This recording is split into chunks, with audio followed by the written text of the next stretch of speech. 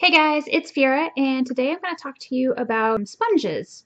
Sponges are an awesome way to apply your foundation, your setting powders, even blushes or highlighters. The set I have here in my hands is the Beauty Junkie set. It comes with a pink teardrop, purple pear, green spade, blue sculptor, and so these are all meant to be used in different ways. These two are wet because I just washed them after using them wet to apply my foundation. I used this one wet and basically stippled my foundation all over my face. I used this one dry, but it's wet now because I cleaned it, to apply my setting powder to my face. I used another sponge, which is Essence of Beauty. I purchased this at CVS, so it's a really easy one to find, and it's a needle nose type sponge to apply concealer under my eyes and around my eyebrows.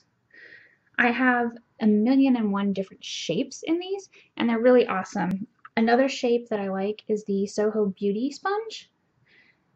I also have one from Graftobian, one from Phyrra. One of these is a Sonia Kashuk, and I think one of these is an original beauty blender. I don't know. I seriously have a ton. I didn't really get into them until I started trying to use them wet, and then I was like, oh my lord. It really lets you apply your foundation in such a way that it's like a second skin. So for the look I have on right now, I used It Cosmetics CC Cream, and I applied it with this over most of my face and this around my eyes.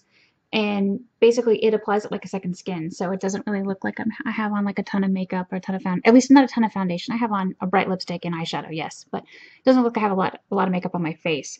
And it's nice because this is a full coverage product, but it shears it out so that basically it covers up my rosacea, it covers up any blemishes that I have, but still makes it look like it's my skin, so it doesn't feel heavy at all. It doesn't feel like I have anything on at all.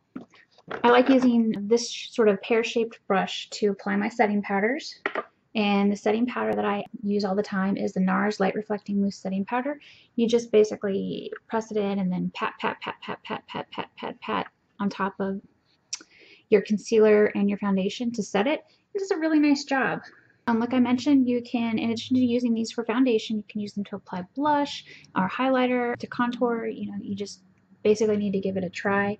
I believe this brush is actually meant for contouring the face, though I haven't tried it for that yet since I just got it recently. Isn't it such a pretty color? It matches my hair. The really nice thing about all of these different sponges is that they, in addition to working with liquids and creams, because they are fantastic if you're using a cream foundation, they will also work with powders. Like I mentioned with setting powder, you can also use it with a mineral foundation.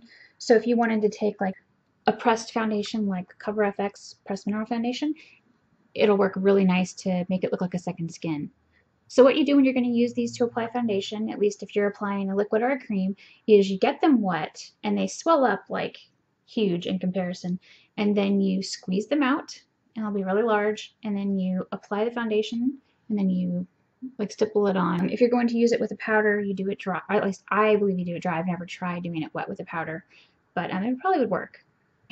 If you're wondering how to take care of them, I have a Beauty Blender solid soap, but you can also get Encore Makeup solid soap. His solid soap is awesome. You can use it for all of your makeup brushes.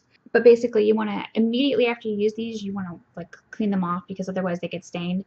Like I left this one sitting and it has a stain that just doesn't want to come out. So it's like a little dark spot. And when I took a washcloth to try and get it off, it like ate the sponge. So I don't recommend doing that. Just wash it right away. It'll be much better. So anyway, I really feel like if you are willing to give a sponge or one of these latex-free sponges a try, you can really up your makeup game. You can make your foundation look flawless. And I think, honestly, you're going to be really happy with the results. I know it can be a bit daunting to think about using a sponge instead of a brush or even your fingers because, you know, for the longest time I used my fingers with liquid foundation rather than a brush. But I think this is a great way to, you know, try something new, and I think you'll really be happy with the results. So give it a try. Let me know what you think in the comments below. Thanks for watching.